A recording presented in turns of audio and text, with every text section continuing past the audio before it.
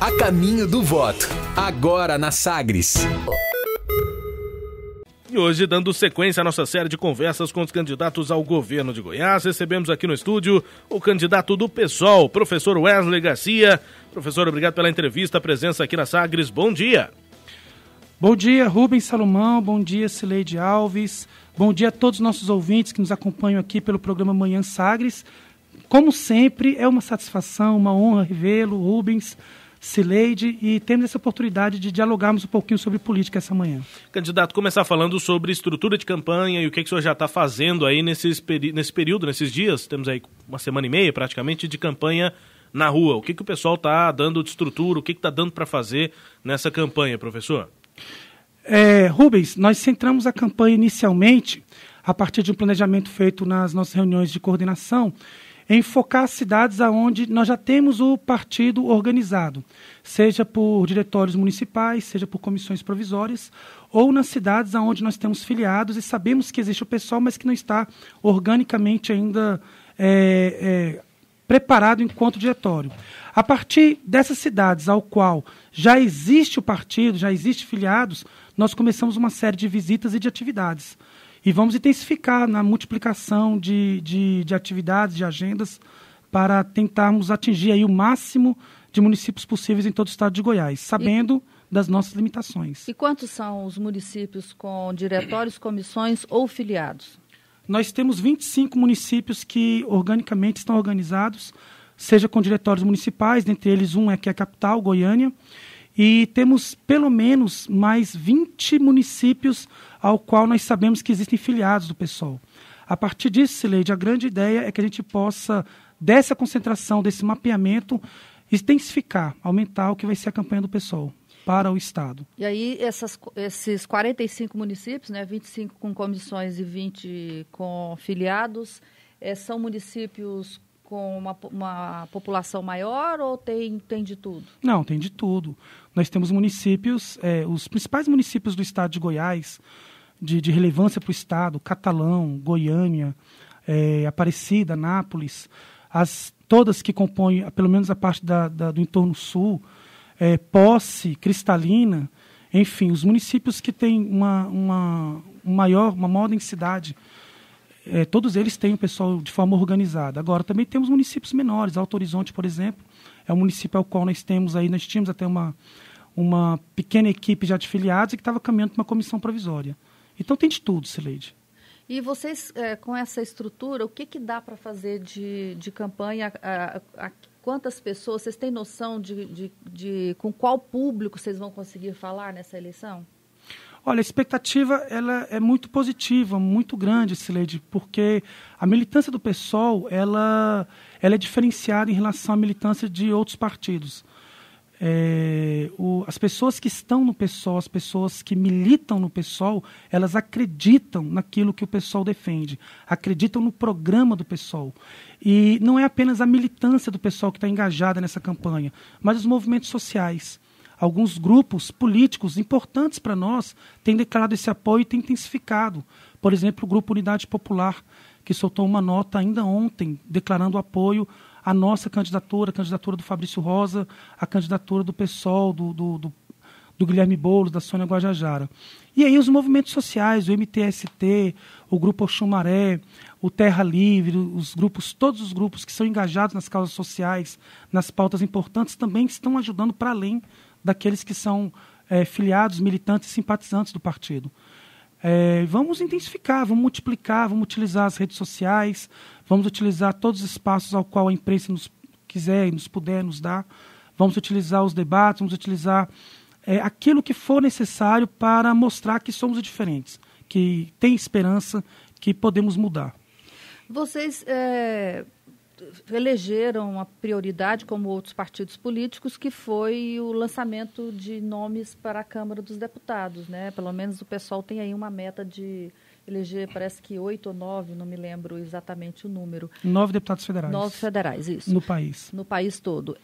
Em Goiás, o pessoal não tem essas lideranças e me parece que não tem a expectativa de fazer nem estadual. O que acontece com o pessoal no estado?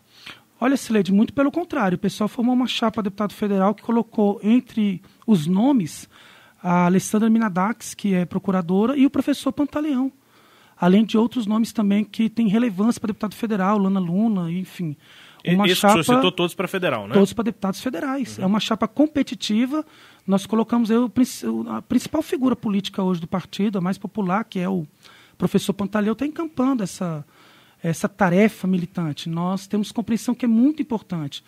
E a chapa estadual também não é diferente. Nós temos candidaturas para deputados estaduais aí, como, por exemplo, Camila Campos, em Catalão, que teve uma votação expressiva naquela região, que é muito importante para nós, ou o doutor João Adriano. Ela foi candidata a prefeito em 2016? Ela foi candidata a prefeita, enfrentando um cenário de horrores lá, liberado por Adib Elias, por aquela trupe toda formada lá em Catalão, Jadel Seba, e a Camila foi o grande destaque do pessoal no Estado, ao lado, por exemplo, do doutor João Adriano Cileide, que foi candidato, é o nosso candidato em posse de Goiás, que também foi candidato a prefeito. Teríamos condições de fazer uma chapa melhor, mais robusta? Sim, teríamos, mas isso é uma construção. E eu tenho certeza que, comparado do que foi, por exemplo, em 2014, a chapa do PSOL está muito mais consolidada. E temos chances reais, sim, a partir das novas regras eleitorais, de termos uma vitória. As sobras beneficiam mais os partidos que não têm coligação. Exatamente, Rubens. Principalmente para a chapa de estadual. Então, a expectativa do pessoal é muito grande. E você mesmo comentou aqui alguns minutos antes, estamos fazendo caminhadas, e isso são os nossos deputados estaduais. Eles estão conseguindo realmente reproduzir, fazer atividades, estão empenhados, e isso é muito importante, muito positivo para nós do PSOL. Qual é o posicionamento do senhor, candidatura do PSOL em Goiás, sobre a candidatura nacional do ex-presidente Lula, Wesley? Olha, a nossa visão é que existe um golpe em curso no Brasil, desde 2016. Não à toa, nesses 2 anos, temos uma série de medidas aí desse governo golpista e legítimo de Michel Temer, do MDB, que comprovam que, de fato, houve um golpe. Portanto, o questionamento do PSOL é: Lula tem que ser candidato. Isso é uma concepção, inclusive, das Organizações das Nações Unidas, que comprovadamente tem mostrado documentos que no mínimo estranho uma condenação em 2º grau, de não poder concorrer às eleições, quanto tantos outros que estamos aí. Aqui em Goiás mesmo, você tem o Demóstenes Torres, que o pessoal conseguiu, com muito orgulho, tirar do cenário político, e fizeram a gentileza de trazê-lo de volta. Então, eu gostaria, e nós do pessoal gostaríamos, que houvesse isonomia em alguns processos no Brasil, que se pune-se a todos. Com isso, Cileide, Rubens e os nossos ouvintes, eu não estou aqui fazendo uma defesa do PT também, não. Não estou dizendo que o PT não tenha cometido erros, e cometeu em muitos. Nós somos uma oposição ao Partido dos Trabalhadores, uma oposição de esquerda, uma oposição programática, mas não é concebível que faça um ataque tão grande como vem acontecendo numa candidatura que, de fato, é oriunda da classe trabalhadora, principalmente fortalecendo uma outra candidatura que é antagônica, que vai trazer uma destruição à nação brasileira, que é uma concepção nossa do PSOL. Nós somos favoráveis, sim, que o candidato Lula possa concorrer às eleições, mas deixar claro o seguinte: nós temos uma candidatura nacional, que é candidato a presidente da República, e nós vamos fazer a campanha dele, que é o Guilherme Boulos, que é a Sônia Guajajara, para vencer as eleições. Nós temos uma candidatura e temos um projeto político para o Brasil, que deságua também no projeto político nos estados, aqui no caso Goiás. Professor Wesley Garcia, candidato do PSOL ao governo de Goiás. Candidato, um tema que está entrando nas propostas, um tema que está sendo citado aí pelos outros 3 maiores candidatos, são 7 ao todo, mas por Daniel Vilela, Ronaldo Caiado e também pela Cátia Maria, e José Elton também, 4, não 3, é a questão da regionalização do desenvolvimento econômico do Estado. Focar regiões norte, nordeste, e o senhor é do entorno do Distrito Federal. Como é que o pessoal, a candidatura do senhor, vê esse tema aí de regionalizar o desenvolvimento? Rubens, inclusive na região do entorno já existe a RID. Eu acho que eles podem, não sei se não tenham acompanhado as entrevistas, pelo menos dos 3 primeiros colocados, que para mim significam um só, é um mesmo modelo econômico e político. Mas a RID, por exemplo, ela funciona na região do entorno, e ela comporta também algumas cidades mineiras, e que na prática não funciona. A proposta do PSOL é que você retire do papel e faça funcionar essa questão da regionalização por desenvolvimento econômico. Acontece que hoje, uma das prerrogativas da RID, uma das exigências da RID para a liberação de recursos das cidades que comportam, que formam, é que a cidade não tenha dívidas, não tenha problemas com dívidas. Isso é um absurdo. Qual é a cidade goiana hoje que não tem dívidas? Então, nós precisamos desburocratizar, refinanciar, renegociar com os municípios para que eles tenham condições de receber os recursos oriundos do governo federal para a RID. Por outro lado, nós também não podemos deixar à mercê os prefeitos, as prefeitas que fizeram com que essas cidades chegassem a essa situação. Então, são duas ações. Uma, desburocratizar e ajudar no recebimento dos recursos. E também cobrar de forma judicial aqueles prefeitos que cometeram erros na gestão pública, na condução do erário público e deixar os municípios como eles estão.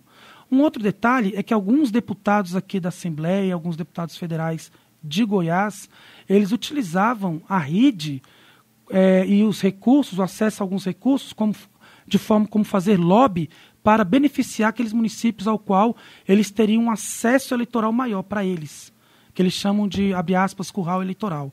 Nós não vamos aceitar também isso, tem que ter transparência.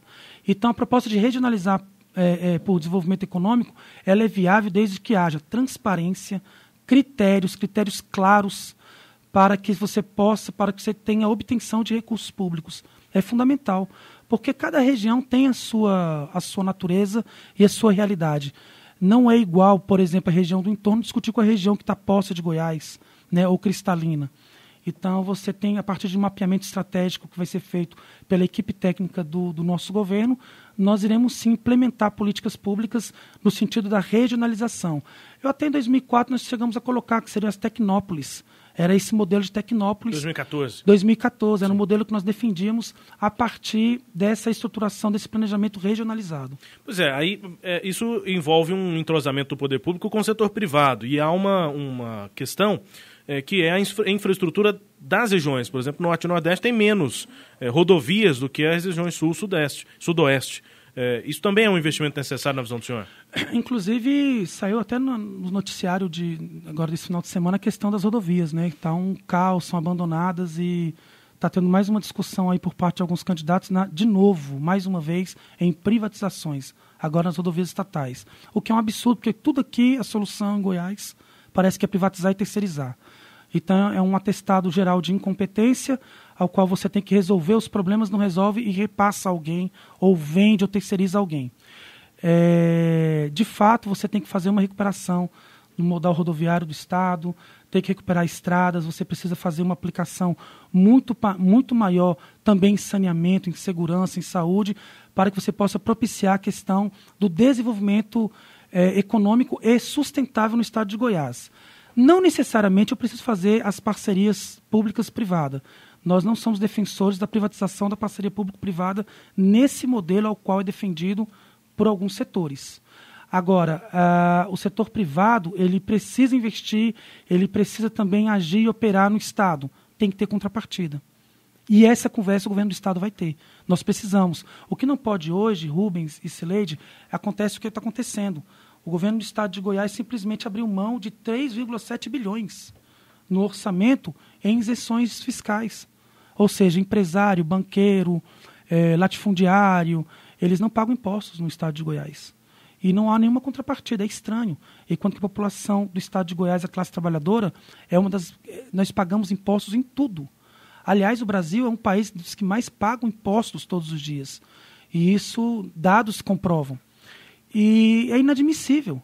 Por exemplo, você instalar uma empresa, desviar água, utilização do bem público, que é a água, o solo, para lucro de alguns, e você não tem nenhuma contrapartida, por exemplo, sobre a questão do Código Florestal, sobre a questão da crise hídrica que vivemos no estado de Goiás, que não é culpa só do agronegócio, que é o principal culpado, mas também das empresas, dos banqueiros, daqueles poderosos que não têm respeitado. Então, nós precisamos ter um diálogo muito franco com o setor privado também. Primeiro que eu tenho dito o seguinte, que o empresário sabe que no governo do PSOL não vai ter propina, não vai ter corrupção, não vai ter barganha, negociata. Então as licitações serão... Como é que o senhor garante isso? Não vai ter porque a nossa aliança não foi feita com eles. A aliança é com o povo, né? A aliança com os movimentos sociais. O que acontece hoje em dia, por exemplo, uma das empresas, que é a Super Frango, lá em Itaberaí, do Zé Garrote, é uma das empresas que tem isenções fiscais, tem um conjunto de regalias, de privilégios, e depois você percebe ali na lista de financiadores de campanha, ela era uma das financiadoras da campanha do ex-governador Marconi Perillo. Então tudo está muito ligado, sabe? É uma troca de favores. Isso se chama corrupção. Então um governo que recebe milhões de alguém que está investindo milhões na campanha dele, isso não é financiamento de campanha, isso é investimento, isso é negociação. Tem um toma lá da cá, o vai e volta. O senhor falou que o pessoal vai fazer aliança com o povo e que por isso não vai ter corrupção. O povo não tem corrupção no povo, candidato? Com o povo, com os movimentos sociais e com os trabalhadores. Nós vamos fazer o modelo da democracia direta. Um exemplo. A CELG foi vendida. O povo não foi consultado. Ela foi vendida por 2 bilhões para a Enel, 2,2 bilhões. Metade desse valor ficou para o Estado, é o lucro do Estado, 1,1 bilhão. E depois o Estado perdoou em dívidas 3 bilhões a Enel. É uma conta que não bate e que eu acho que o povo tem que ter o direito de entender. E aí a classe trabalhadora recebeu o que com essa negociação estranha na venda da CELG? As contas aumentaram. É fato que as contas de energia aumentaram. Então vamos fazer uma democracia direta. Como que seria a democracia direta? Plebiscitos e referendos. Se você não tiver uma Assembleia Legislativa que de repente tope as mudanças ao qual o governo vai propor, e uma delas é a reestatização da CELG, nós vamos jogar para a população um plebiscito popular sobre a reestatização, sobre o fim das subdelegações na Saneago. Mas é possível reestatizar uma empresa? Ela já foi vendida, pode, já tem um contrato... Por plebiscito, por referendo, pode. Não, eu falo por conta da legislação que estabelece que garante a venda de um negócio. Você não volta atrás, você vendeu um carro. O comprador já é dele, você não tem como ir lá e tomar o carro de volta. Não quando há indício de irregularidades na compra e venda. O nosso caminho jurídico, já estamos investigando, já estamos apurando isso com a parte jurídica do pessoal, é que houve, sim, indício de irregularidades. Sabe como, Sileide? Eu acabei de dar o exemplo aqui. Nessa visão mercantilista do mercado, do capital, pensando no lucro e não pensando no que nós estamos propondo, como é que eu vendo por 1 bilhão e perdoo dívida de 3 bilhões? É isso que eu estou querendo dizer. No mínimo, existem indícios de irregularidades. Nós queremos olhar, manusear, investigar os contratos realizados, como foi feita essa compra, queremos dar publicidade a ela, conhecer as cláusulas e propor, sim, a reestatização. Desfazer o negócio que, para nós, é caro e que é um grande prejuízo para o Estado de Goiás. Mas aí vocês teriam que ir para a Justiça. Porque a empresa simplesmente Mas é o que eu falei, vamos judicializar. Não dá para simplesmente falar, olha, o povo aprovou o plebiscito e agora está reestatizando. Vou mandar um projeto para a Assembleia para reestatizar. A gente vai para a Justiça porque há irregularidades. Nós vamos para a Justiça porque há irregularidades. Nós vamos submeter ao povo por meio de plebiscito porque o povo não foi consultado. E nós faremos sim.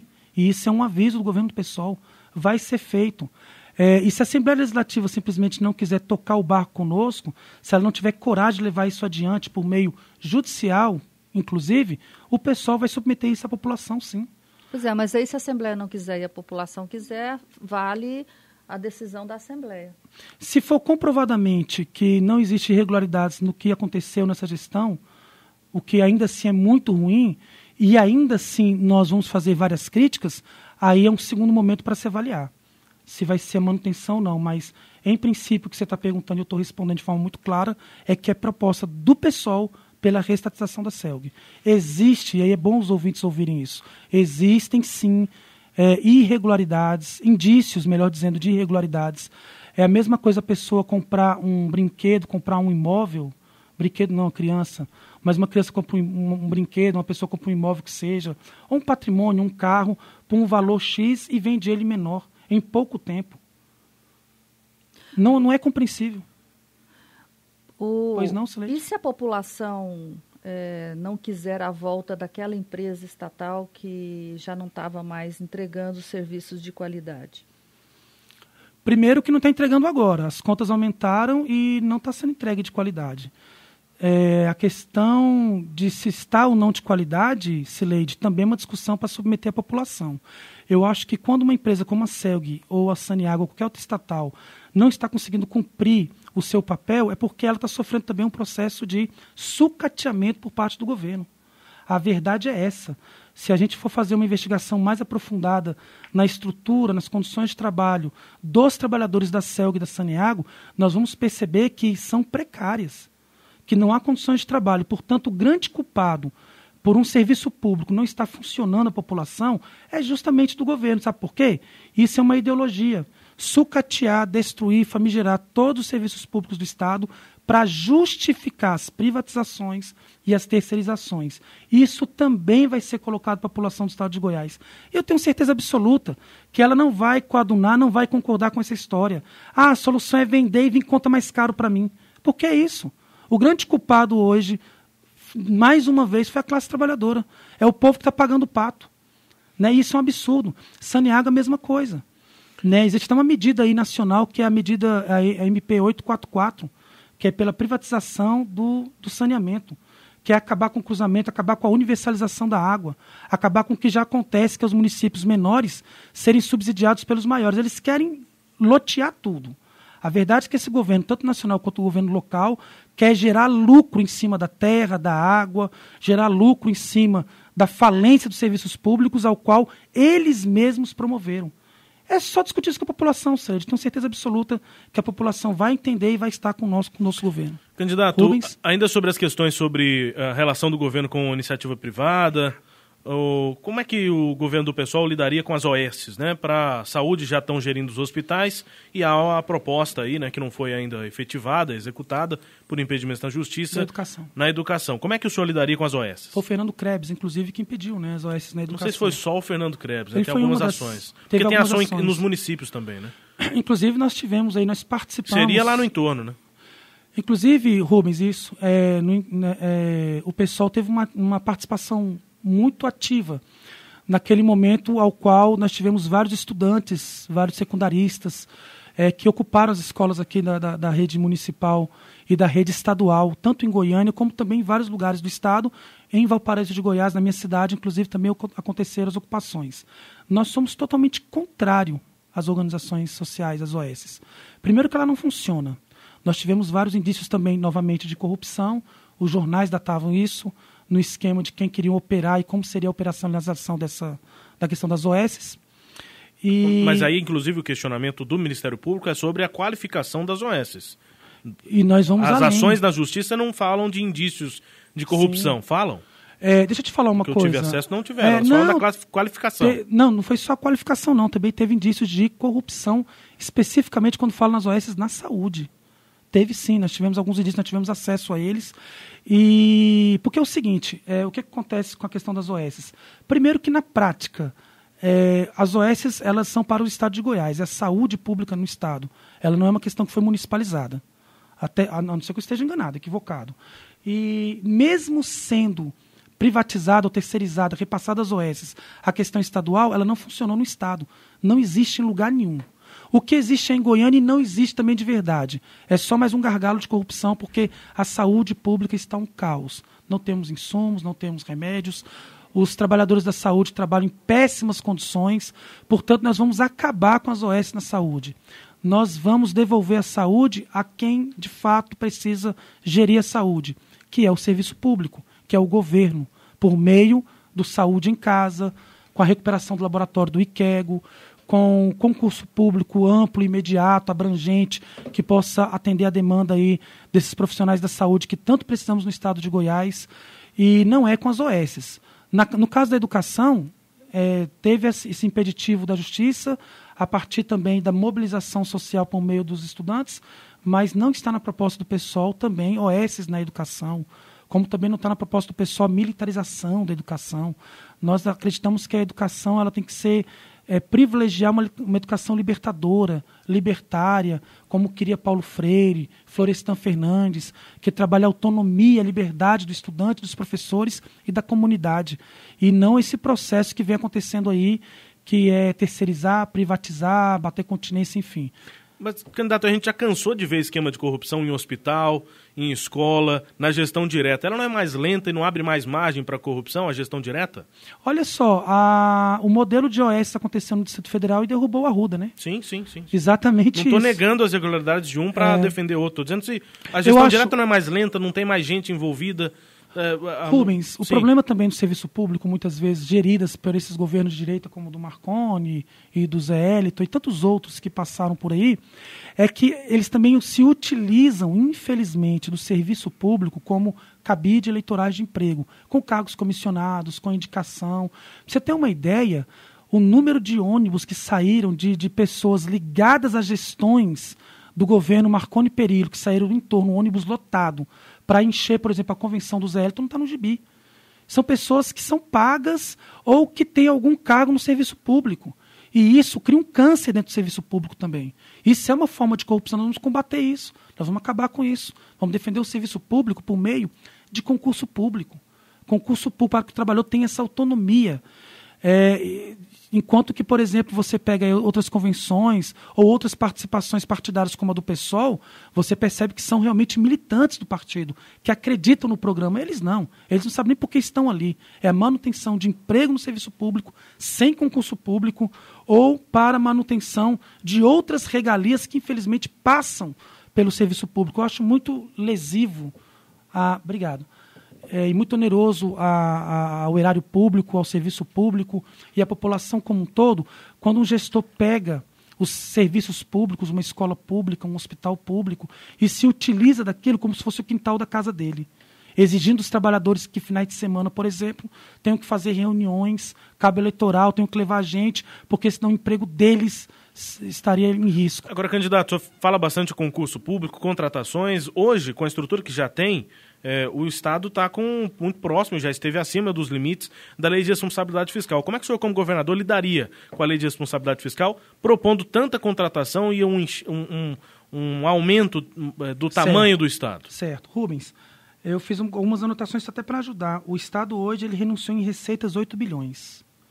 Receitas que poderiam estar na saúde, na educação, que poderiam... São os incentivos fiscais? Os incentivos fiscais são um deles. O governo reduziu, por exemplo, em 30% a base de cálculo sobre a transmissão, causa, morte e doação de quaisquer bens e direitos, que é o imposto sobre herança.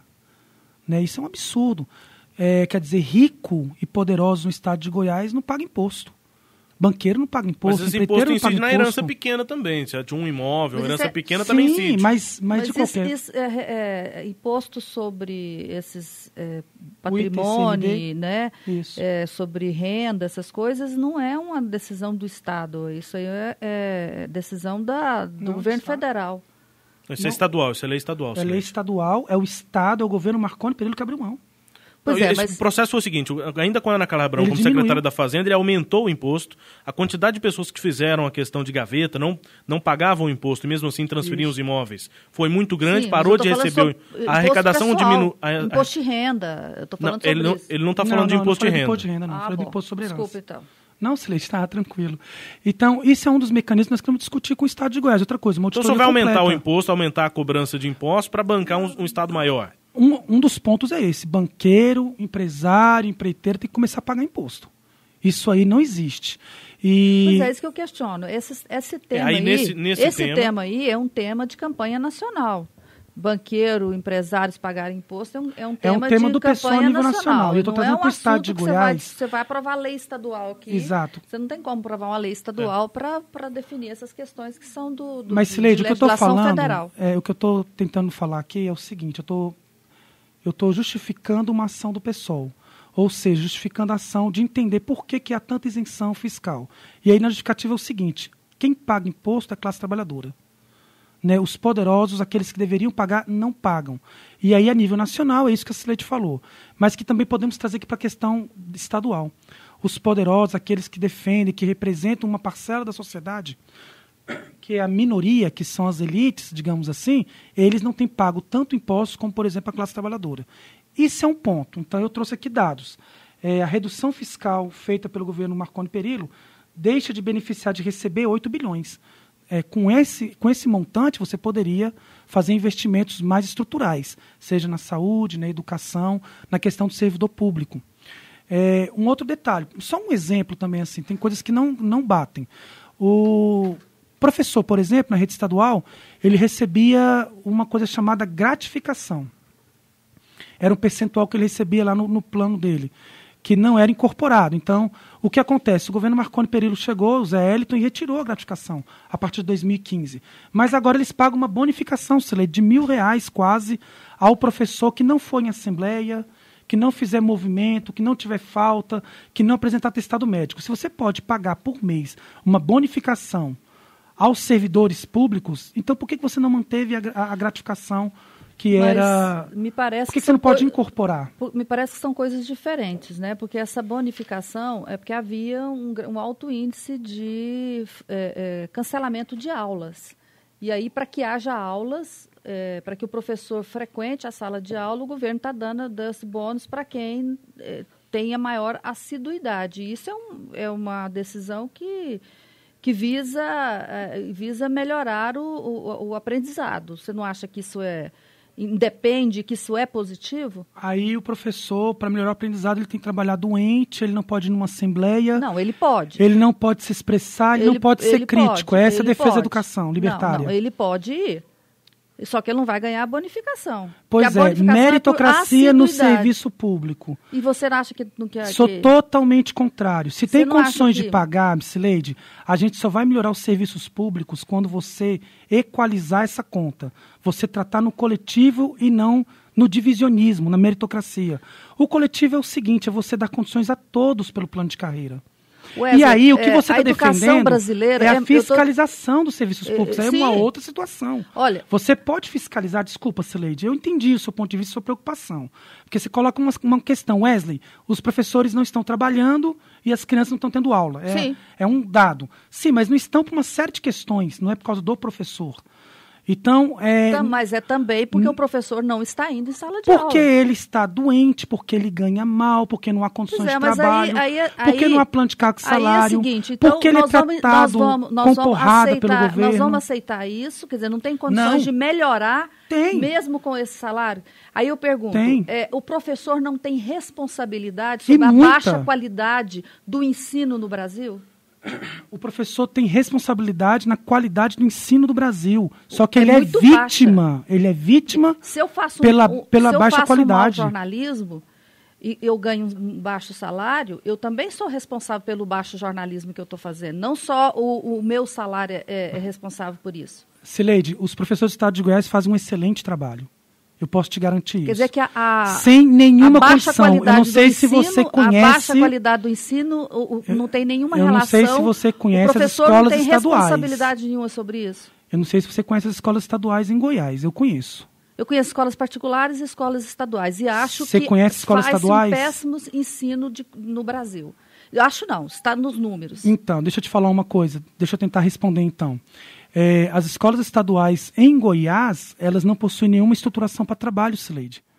Tá? O plano de cargos e salários do professor do Estado de Goiás é um dos piores do Brasil. A rede municipal aqui de Goiânia, o professor não tem nem a gestão democrática, aliás, não tem a jornada ampliada. O professor não consegue ter condições de trabalho. O índice de professores que tem problemas graves de saúde não tá no gibi. Aí eu não posso defender, por exemplo, uma escola privada, a privatização da educação, em detrimento ao sucateamento que sofre a educação pública. Nós vamos, e eu vou encerrar, Rubens, vamos fortalecer sim a rede pública estadual, vamos acabar com as OS.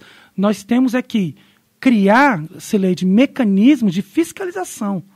Mas essa fiscalização não é cobrar também do professor, mas dar a ele subsídios para trabalho, aumentar o salário dele, gestão democrática, jornada ampliada, devolver a gratificação, criar a escola em tempo integral e dar suporte para que a educação seja um ponto forte no governo do PSOL. Candidato do PSOL ao governo de Goiás, professor Wesley Garcia. Professor, obrigado pela presença aqui na Sagres. Bom dia, bom trabalho. Bom dia, Rubens. Bom dia, Cileide. Eu que agradeço a todos os ouvintes e me coloco sempre à disposição. Muito obrigado.